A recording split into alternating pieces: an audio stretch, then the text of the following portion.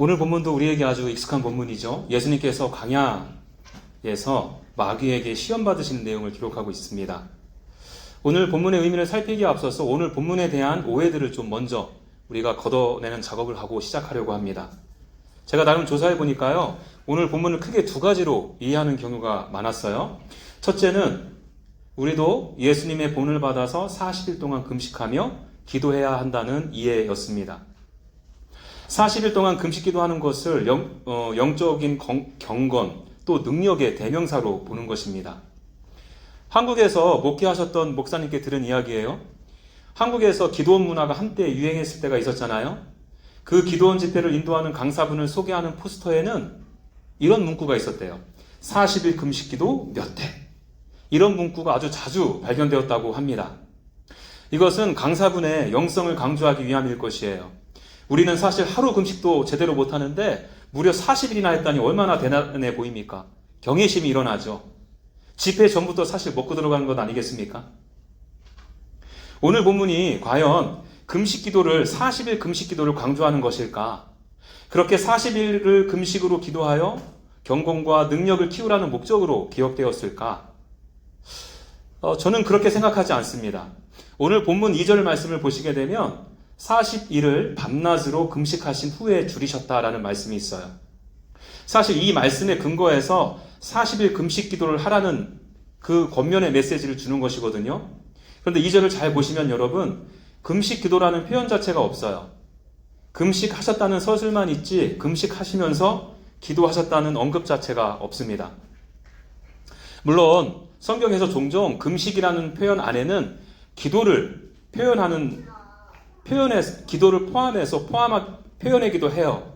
일반적으로 금식하면서 기도했다는 의미로 그래서 봤죠. 그런데 여러분, 만약 오늘 본문에서 그 금식 기도를 강조하는 내용이었더라면 보다 더 많이 금식 기도와 관련된 내용들이 다루어져야 할 것입니다. 그런데 여러분, 좀 전에 읽어드린 금식하셨다라는 표현은 2절에서 끝나요. 그게 전부예요. 이것은 다른 복음서로 그 범위를 넓혀보아도 다르지 않습니다. 동일한 사건을 기록하고 있는 마가복음과 누가복음에서도 그저 금식기도 하셨다, 이 표현만 있을 뿐입니다. 기도와 관련된 자세한 내용은 찾아볼 수 없다는 거죠. 여러분, 사실 오늘 이 본문은요, 금식과 기도에 초점을 맞추신 것이 아니라 금식하신 후에 예수님께서 줄이셨다는 것을 강조하고 있는 표현이에요. 왜요? 예수님은 참 인간이셨기 때문입니다. 여느 사람과 마찬가지로 예수님께서 금식하실 때 예수님의 위에 그렐린이라는 호르몬이 분비되었을 것입니다. 이 호르몬은 뇌의 시상하부에 작용해서 식욕을 자극했을 것이고요. 뇌는 음식을 먹어야 한다는 신호를 생성하게 되었을 것입니다. 예수님께서는 하루도 아니고 무려 40일 동안 금식하셨으니 이 시그널이 얼마나 강했겠습니까? 더군다나 지금 예수님은 광야에서 지내셔야 하셨기에 수면도 부족했을 것이고요. 마귀의 시험을 당하고 계셨으니 예수님께서 당하시는 스트레스가 이만저만이 아니었을 거예요. 더 큰 허기짐을 느끼셨을 것입니다. 우리도 잘 알듯이 수면이 부족하거나 스트레스가 심하면 먹는 거가 더 땡기잖아요. 그게 왜 그런가 하면 그렐린 호르몬이 더 많이 분비가 돼서 그래요. 여러분, 그렇다고 해서 저는 이 금식기도 자체를 반대하는 것은 아닙니다. 인생에 있어서 정말 중요하고 큰 결정을 내리기에 앞서서 모든 초점을 주님께 맞추기 위해서 며칠 동안 금식하며 기도하는 것을 반대할 이유가 어디에 있겠습니까? 그런데 여러분, 이 말씀은 문자적으로 40일 금식 기도를 권장하는 말씀이 아니라는 거예요. 그리고 이 본문에 대한 또 다른 이해는 이것이에요. 성령 충만한 자들에게는 늘 시험이 따라오기 때문에 깨어 있어야 한다, 이런 이해죠. 오늘 본문 말씀 1절을 보니까 그렇지 않아도 예수께서 성령에 이끌리어라는 표현이 있습니다. 또 누가복음에서는 이것을 어떻게 말하고 있느냐, 성령의 충만함을 입어, 이렇게 기록했거든요. 그리고는 예수님께서 시험 받으신 내용을 인간이 받는 시험에 그대로 적용하죠. 예수님께서는 돌들로 떡덩이가 되게 하라, 성전 꼭대기에서 뛰어내려라. 내게 엎드려 경배하라. 그러면 천하 만국과 그 영광을 줄 것이다. 이렇게 세 가지 내용으로 시험을 받으셨잖아요. 이 내용을 가지고 예수님께서 물질, 명예, 권력의 내용으로 시험 받으신 것처럼 우리도 얼마든지 물질과 명예, 권력으로 시험을 받을 수 있다는 거예요. 그래서 그것에 넘어가지 않도록 우리가 깨어있고 조심해야 한다는 것입니다. 예, 좋은 인사이트라고 생각합니다. 성령 충만하면 할수록 시험이 찾아오죠. 마귀의 속임수에 넘어가지 않기 위해서 애를 써야 하고요. 맞는 말입니다. 그런데 여러분, 우리가 예수님께서 받으신 시험을 이해할 때에는 크게 두 가지 측면에서 이해해야 한다는 사실을 아셔야 돼요. 하나는요, 예수님과 사람이 공통적으로 받는 시험이 있다라는 거죠. 이 시험은 우리가 흔히 이해하고 있는 육신의 정욕, 안목의 정욕, 이생의 자랑이 그것입니다. 이것이 근거가 되어서 도덕적이고 윤리적으로 죄를 범하게 되는 유혹인 것이에요. 그리고 또 다른 시험이 무엇이 있느냐? 인류를 구원하는 구원자로서 받으시는 시험이 있다라는 것입니다. 대표적인 예가 예수님께서 겟세마네 동산에서 받으시는 시험이 그것이에요. 예수님은 십자가 사명 앞에서 심하게 시험당하시죠. 그럼 이 시험 우리 인간이 받을 수 있는 시험입니까? 아니죠. 이 시험은 여러분 예수님께서 구속자로서 예수님께서 유일하게 받으시는 시험입니다. 여러분 오늘의 문맥도 이것을 뒷받침해 주고 있어요. 마태복음 3장 1절에서 12절까지 세례 요한은 내 뒤에 오시는 이라고 해서 예수님을 증거합니다. 그리고 나서 세례 요한이 예수님을 증거했으니까 이제 예수님이 등장해야 되지 않겠습니까? 그래서 마태복음 13장 13절부터 17절까지 예수님께서 짜잔 하고 등장하시고 나서 세례를 받는 장면이 기록되었어요. 16절에 보시면 여러분 예수님께서 세례 받으시고 물에서 올라오실 때 하늘이 열리고 아버지 하나님으로부터 이는 내 사랑하는 아들이요 내 기뻐하는 자라 이렇게 선언해 주시죠. 이때 하나님의 성령이 예수님의 머리 위에 임합니다. 성령께서 예수님 위를 훨훨 날아다니시는 거예요. 여러분 이 모습은 여러분들도 아시다시피 창세기에 기록되어져 있는 창조 기사를 연상케 하는 말씀입니다. 땅이 혼돈하고 공허하며 흑암이 깊음 위에 있고 하나님의 영은 수면 위에 운행하시니라. 하나님이 이르시되 빛이 있으라 하시니 빛이 있었고. 천지를 창조하실 때 이 세상의 창조에는 여러분 하나님의 영, 그리고 하나님의 말씀 이렇게 세 주체가 참여했죠. 이 세 주체가 지금 어디에 동일하게 참여하고 있다고요? 예수님의 세례식이요. 아버지는 말씀하셨고요. 아버지의 하나님의 말씀이시자 하나님의 아들이신 예수님은 세례를 받으셨어요. 그리고 성령님은 비둘기처럼 예수님 위를 홀홀 날아다니셨습니다. 여러분 생각해 보시죠. 마태가 예수님이 받으시는 세례를 기록하면서 처음 세상을 창조하신 사건과 연결짓는 이유는 어디에 있겠냐는 거예요. 하나님께서 하나님의 말씀이신 예수님을 통해서 새 창조의 역사를 시작하신다는 것을 말해주려고 하는 것은 아니겠습니까? 여러분 이것은 우리 인간이 할 수 없다는 거죠. 예수님만이 하실 수 있는 거예요. 그래서 여러분 오늘 본문 1절도 보세요. 마태는 오늘 본문을 시작하면서 그때에 예수께서 성령에 이끌리어 라는 표현을 사용하고 있어요. 이 성령 하나님은 좀 전에 예수님의 세례식에서 훨훨 날아다니셨던 그 성령 하나님이세요. 그 성령 하나님께서 이제는 예수님을 어디로요? 광야로 내모셨다는 것입니다. 왜 광야로 내모셨겠어요? 잘은 몰라도 예수님께서 행하실 구원사역과 관련해서 무언가를 보여주시기 위함이겠죠. 그렇기 때문에 여러분 오늘 본문의 이 시험은요 예수님께서 구속자로서 받으시는 시험이라 보시는 게 좋겠어요. 지금까지 제가 오늘 본문이 가지는 몇 가지 오해에 대해서 말씀을 드렸는데요. 좀 정리가 되셨는지 모르겠습니다. 이제 오해가 좀 풀었으니 오늘 본문이 가지는 메시지가 무엇일까 이제 생각해 봐야겠죠. 다시 말해 여러분 인간이신 예수님께서 줄이시면서까지 시험을 당하셔야 하셨던 목적이 어디에 있느냐는 거예요.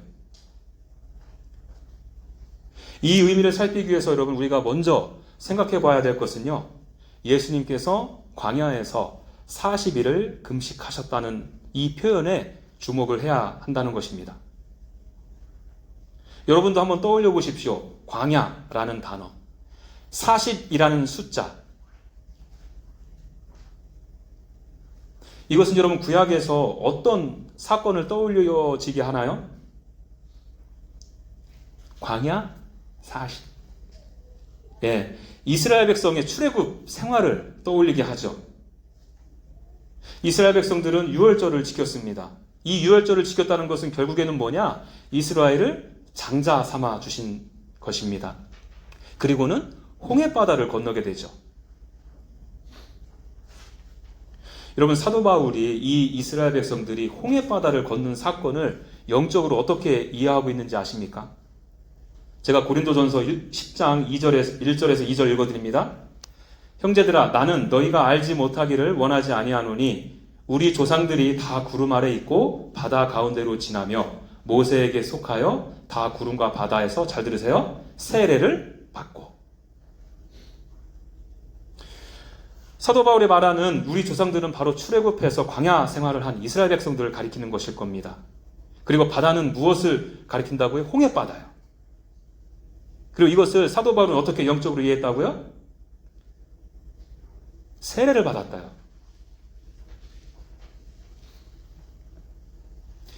이렇게 홍해바다를 건넌 이스라엘 백성들은 40년 동안 광야 생활을 하죠. 성경은 이 이스라엘 백성들의 40년 동안의 광야 생활을 뭐라고 묘사하고 있느냐? 여러분, 이와 관련된 구절이 꽤 많은데 그 구절들 중에서 한 구절만 구약에서 찾아드릴게요. 신명기 8장 2절입니다. 내 하나님 여호와께서 이 40년 동안에 너에게 광야길을 걷게 하신 것을 기억하라. 이는 너를 낮추시며 너를 시험하사 내 마음이 어떠한지 그 명령을 지키는지 지키지 않는지 알려 하심이라. 광야의 40년의 삶을 뭐라고 묘사하고 있습니까? 시험하사. 시험이요. 구약만 그렇게 이해하는 것이 아니에요. 신약 히브리서에도 이런 말씀이 있습니다. 3장 8절이에요. 광야에서 시험하던 날에 거역하던 것 같이 너희 마음을 완고하게 하지 말라.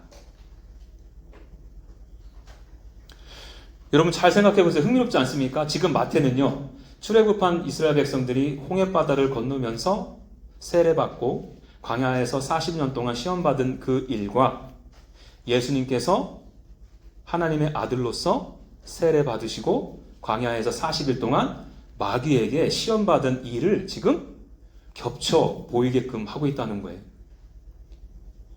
속된 말로 표현해서 죄송한데요, 왁구가 딱딱 맞게 지금 의도적으로 그렇게 기록하고 있다는 것입니다.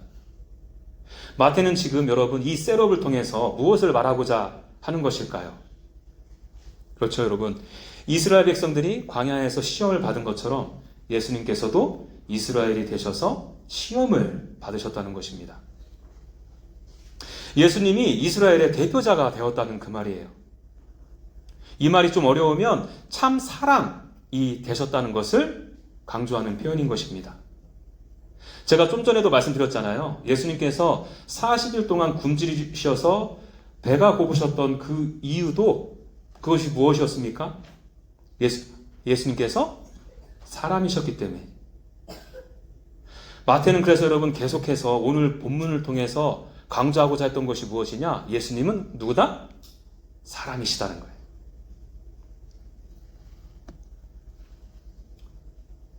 여러분 이 내용도 역시 앞에 있는 본문과 맥을 같이 합니다. 예수님은 세례 요한으로부터 세례를 받으셨어요. 요한의 세례는 죄사함의 세례였습니다. 잘 아시듯이 예수님은 죄가 없으시기 때문에 세례 요한의 세례를 받으실 필요가 없으셨어요. 그래서 그 이유를 알고 있었던 세례 요한은 예수님, 세례를 받아야 될 사람은 당신이 아니라 오히려 접니다. 이렇게 하고 말리잖아요. 그럼에도 예수님은 세례를 받으십니다. 왜요? 예수님께서 이스라엘과 함께 같이 되셨다. 이것을 보여주기 위함이죠. 여러분, 이것을 신학적 용어로 대표성의 원리라 그래요. 그래서 신학자 게할더 스보스는 그의 책 성경 신학에서 세례 받으시는 예수님을 이렇게 묘사했습니다. 들어보십시오. 예수께서 백성들과 동일하게 세례를 받으신 것은 그들을 위해서 대리적으로 그 성례, 즉 세례가 목적하는 바인 사제를 얻어주시는 목적을 가지고 있다고 말해야 할 것이다. 여러분, 이해되시죠? 예수님께서 세례를 받으신 사건, 광야에서 시험을 받으신 사건은 모두 예수님이 이스라엘의 대표자가 되셨다라는 셋업이고 설정이라는 거예요.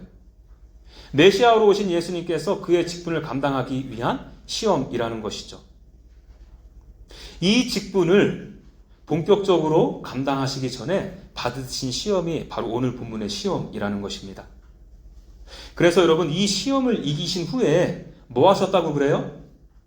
오늘 본문 바로 밑에 있는 12절을 보십시오. 그 위에 비로소 천국을 전파하시다. 문맥의 흐름이 너무 자연스럽지 않습니까? 이 땅에 오신 예수님, 메시아로 오신 예수님께서 그 시험을 이제 이기셨으니까 이제 본격적으로 예수님께서 이 땅에 오신 그 목적, 하나님 나라를 위한 사역을 시작하셔야 되지 않겠습니까? 여러분, 이 셋업을 우리가 이해를 하게 되면 오늘 본문에 보여지는 마귀의 의도가 분명하게 보입니다. 그 의도가 무엇이겠어요? 예수님께서 인간으로서 메시아의 사명을 감당하지 못하게 하는 것이죠. 이것은 마귀가 예수님을 시험한 내용을 분석해 보면 어렵지 않게 알 수 있습니다. 여러분, 첫 번째 시험이 무엇이었습니까? 3절을 눈으로 보세요. 하나님의 아들이여든 명하여 돌들로 떡덩이가 되게 하라입니다. 예수님 지금 40일 동안 굶주리셨잖아요. 그것 봐, 너도 알지? 너도 배고파 보아서 너무나도 잘 알지? 주변을 둘러봐. 배고픈 자가 얼마나 많은 줄 알아? 하면서 그들을 배불리 먹여서 메시아로서의 역할을 감당하라는 거예요. 두 번째 시험의 내용은 무엇입니까? 5절. 거룩한 성으로 데려다가 뛰어내리라고 하잖아요. 누가복음에서는 이 거룩한 성을 예루살렘 성 꼭대기라고 기록했어요. 예루살렘 성은 종교의 메카 아니겠습니까? 종교적 메시아가 되라는 말이죠. 세 번째 시험 내용은 8절에 있어요. 천하만국과 그 영광을 주겠다 합니다. 그럼 이것은 무엇을 의미하겠어요? 그렇죠? 바로 정치적, 군사적인 메시아가 되게 해주겠다는 거예요. 여러분 잘 보세요. 마귀가 예수님께 한 시험은 단순히 예수님이 죄짓게, 윤리적, 도덕적으로 잘못해서 죄짓게 하는 시험이 아닌 것이에요. 배고프고 억눌림 당하고 영적으로 갈급한 사람들을 도와주라는 거예요. 그들의 메시아가 되라는 거죠. 다시 말해서 배고픈 사람들을 돕고 억압당하고 힘든 사람들을 놓이게 해주고요. 신적 능력을 발휘해서 기적을 행하고 병낫게 함으로써 그들의 종교성을 채워주라 하는 것입니다. 그럼 이것이 얼마나 그럴듯해 보입니까? 사실 이 내용들이 당시 유대인들이 바라던 메시아 상이었어요. 당시 유대인들은 로마의 식민지 통치 아래에 있다 보니까 경제적으로 상당히 궁핍한 삶을 살았죠. 물질적으로 풍요롭게 해줄 메시아를 기대할 수밖에 없었던 상황입니다. 그리고 다윗 왕과 같은 어떤 정치적, 군사적 메시아를 기대하기도 당연히 했겠죠. 로마의 식민지로 있었으니까요. 그리고 또 어떤 이들은요, 종교적 메시아가, 제사장직 메시아가 오셔서 이스라엘의 예배를 회복시켜 주시기를 기대하기도 했습니다. 여기서 잠깐 여러분, 만일 예수님께서 마귀의 의도대로 경제적, 정치적, 종교적 메시아가 되셨다 생각해 보세요. 예수님이 하나님으로서 가난한 자들을 위해서 하늘에서 돈다발을 마구 폭우 뿌리듯이 뿌리신다고 생각해 보십시오. 다 부자가 되었겠죠. 그리고 힘으로 정치적 독립을 이루었다고 생각해 보세요. 종교성이 채워졌다고 생각해 보십시오. 여러분, 그렇다고 해서 이스라엘 백성들이 하나님, 하나님의 말씀 그리고 성령 하나님께서 날아다니면서 창조하신 창조의 원래 목적과 의도대로 되돌아갈 수 있느냐는 거예요. 삼위 하나님의 사랑 안에 들어가서 풍성하신 하나님의 사랑을 받아 누릴 수 있느냐는 것입니다. 하나님의 다스림과 통치 속에서 하나님의 나라를 살게 될 수 있느냐는 거예요. 아니죠. 여전히 여러분 서로 돈을 더 많이 가지려고 경쟁할 것입니다. 여전히 더 큰 권력을 차지하려고 서로 다툴 거예요. 여전히 하나님과 관계없는 종교성이 가지는 배고픔에 허덕이게 될 것입니다. 여러분 이것은 하나님께서 바라고 기대하던 나라가 아니라 바로 예수님을 시험하고 있는 마귀가 원하고 바라던 나라예요. 여러분 그렇지 않나요? 돈으로 해결하고요. 힘으로 지배하고 통치하는 것은 마귀의 종로로 타는 이 세상의 통치 방법이잖아요. 이 세상의 지배체계 아닙니까? 하나님 나라의 운영체계는 아닙니다. 예수님께서 가져오실 하나님의 나라는 하나님의 말씀과 하나님의 사랑으로 통치와 다스림을 받는 나라거든요. 여러분 마귀가 얼마나 간교한지를 우리가 알아야 돼요. 지금 마귀는 예수님께 당신은 하나님이시기만 하십시오. 당신은 굳이 인간이 되실 필요가 없습니다. 이렇게 속이고 있는 거예요. 예수님을 얼마든지 신적인 존재로 경배하고 높여드릴 수 있다는 거예요. 그러니 제발 인간만은 되지 말라는 것입니다. 여러분 예수님은 이 시험 앞에 갈등하셨을까요? 안 하셨을까요? 당연히 있으셨죠. 예수님도 배가 고프셨던 인간이시라니까요. 갈등하지 않으면 그게 사람이겠어요? 예수님도 사람이셨기에 갈등이 있으셨어요. 그것도 아주 심하게 있으셨을 것입니다.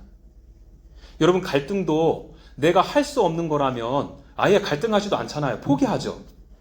그러나 예수님은 돌들을 통해서 떡으로 만드실 수 있고요. 예수님은 이미 모든 나라와 권세가 하나님의 것이잖아요. 마음만 먹으면 얼마든지 하실 수 있는 거예요.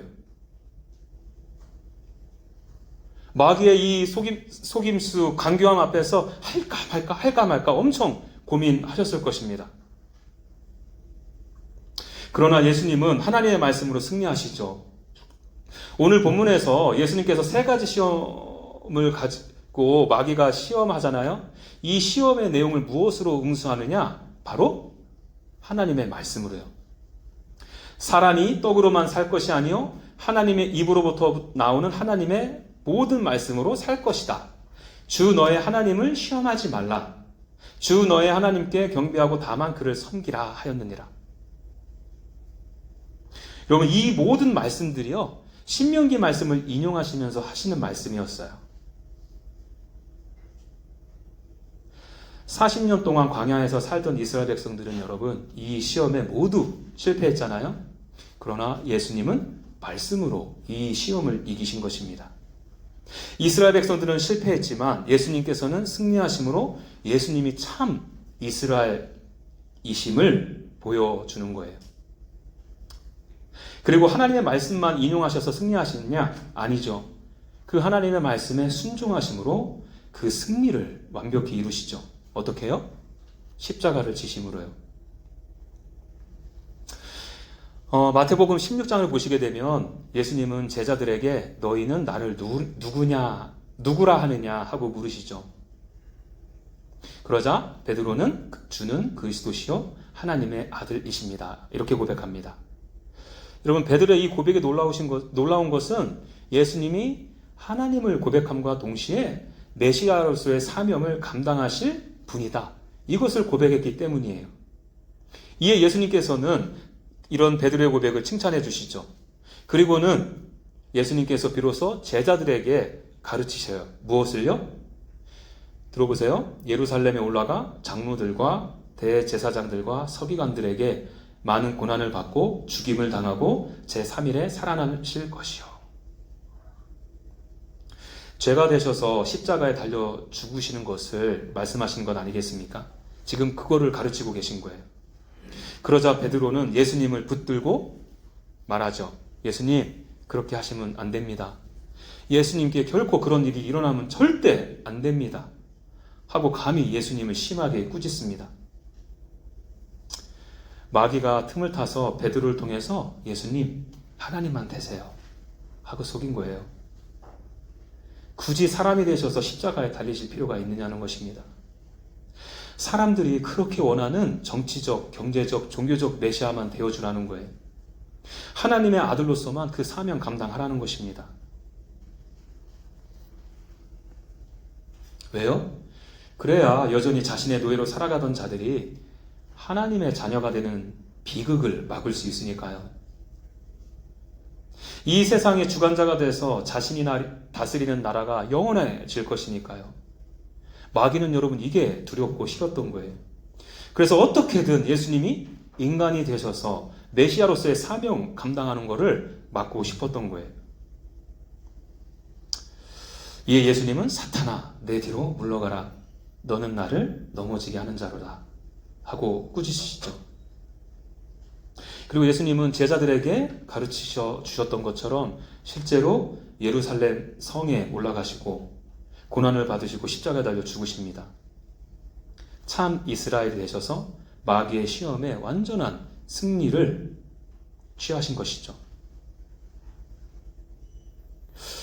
여러분 오늘 본문이 가지는 중요한 위치를 이해하셨나요?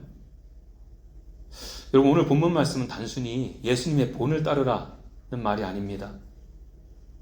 예수님이 하나님의 아들 그리고 메시아 즉 인간으로서 세상을 구원하시기 위해 그 자격 조건을 갖추기 위한 시험이었다는 거예요. 어떻게요? 인간이 되심으로 그리고 더 나아가서 궁극적으로 참 이스라엘이 되셔서 십자가에 달려 죽으심으로요. 여러분 기독교가 탄생된 이래로 기독론에 대한 심각한 오해들이 있어 왔어요. 기독론이라는 말하는 것은 예수님에 대한 이해라고 생각하시면 좋겠습니다. 예수님에 대한 주된 이해로서 주된 부류는 여러분 하나는 예수님의 신성을 부인하는 부류들이 있었고요.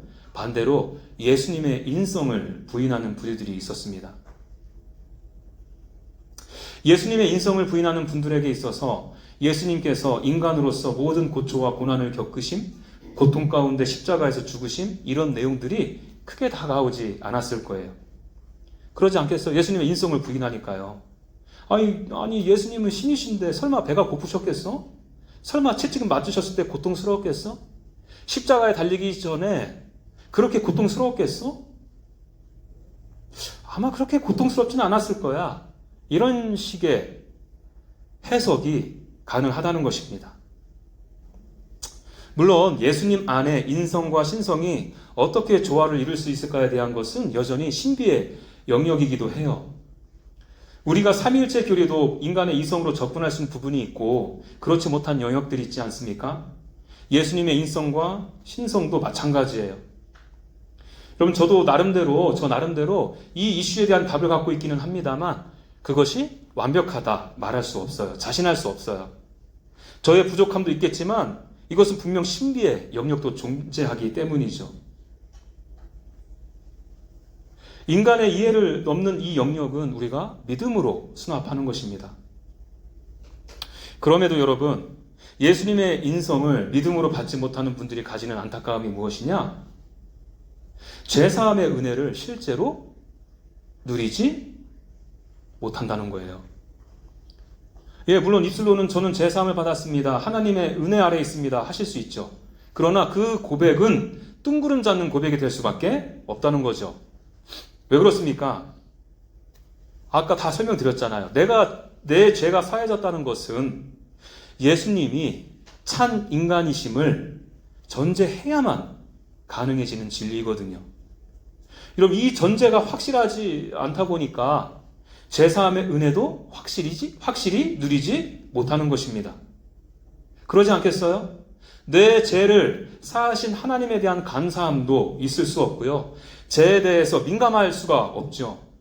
그리고 죄에 빠질 수밖에 없는 내 자신에 대한 절망도 들지 않아요. 그러니 예수님을 간절히 찾을 이유도 없는 것이죠. 내가 예수님을 믿는다고 하지만 사실은 내 삶 속에 제사함의 은혜는 사실 실제하지 못하는 것이라는 거예요. 그리고 여러분 또 하나는 예수님을 단순히 초월적인 존재로만 여기다 보니까 예수님과 깊은 인격적인 교제를 못한다는 것입니다. 예수님은 초월적인 존재이기 때문에 아주 멀리에 계세요. 그래서 그 하나님이신 예수님은 내 삶 가운데 크게 관여하지 않은 것 같습니다. 그러면서 또 바라는 것은 또 간절하게 구하죠. 이것 주십시오, 저것 주십시오. 예수님은 신이니까 달라고 하면 또 주신다는 믿음은 있지 않겠어요? 인격적인 친밀감은 전혀 없이 맹목적이고 인과관계의 중심의 관계로 점점 고착될 수밖에 없다는 거예요. 예수님은 여러분 참 인간으로서 우리가 겪어야 할 모든 것, 그 이상으로 겪어보셨어요. 그런 예수님을 가리켜서 히브리서에서는 우리의 연약함을 알지 못하는 분이 아니시다. 그는 우리를 체휼하시는 분, 동정하시는 분이라 하십니다. 내가 너를 구원했으니 내 일은 끝났어. 네가 알아서 살아라. 이런 분이 아니라는 거예요. 예수님도 인간이시기에 내가 가지는 모든 아픔, 고통, 슬픔, 고민, 좌절을 아시고요. 나의 즐거움과 기쁨도 아십니다. 아실 뿐만 아니라 내가 겪고 있는 고통 가운데에도 함께 해주시고요. 내가 즐거워할 때나 기뻐할 때에도 함께 기뻐해 주신다는 거예요. 함께 즐거워해 주신다는 것입니다. 누구보다도 더 나를 위로해 주시고 격려해 주시는 분이 예수님이시라는 거예요.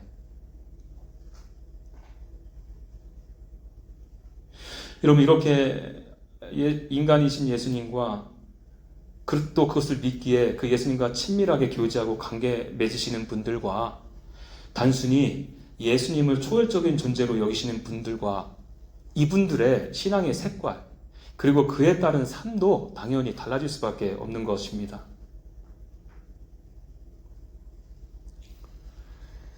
여러분, 예수님을 광야로 이끄신 성령님께서 이 시간 우리를 예수님께서 시험 받으시는 그 광야로 이끄시기를 기도해요.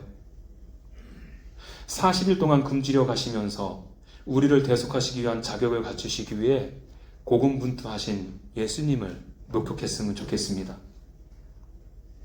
하나님을 사랑하고 존귀히 여기기에 기꺼이 하나님의 말씀으로 이기시고 기어이 십자가를 지심으로 순종하시는 예수님을 바라보게 되기를 소망해요.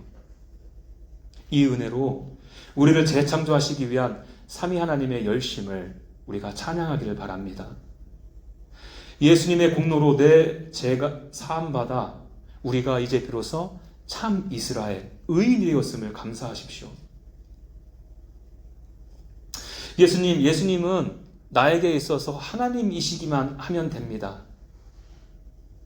이런 차원의 믿음의 고백이 아니라 예수님은 완벽한 인간이시기도 합니다. 이 진리의 말씀을 믿음으로 받기를 바랍니다. 그래서 여러분, 우리가 이 광야와 같은 이 세상에서의 삶 속에서 예수님께서 나를 체휼하시고 동정하심을, 그리고 그분이 나와 지금 함께하고 계심을 신뢰하시면서 그 발걸음을 떼어나가게 되기를 간절히 소망해요. 내 안에 계셔서 나를 위로하시고 격려하시는 예수님과 더불어 깊은 사귐과 인격적인 교제를 나누는 저와 여러분들이 되기를 간절히 소망합니다.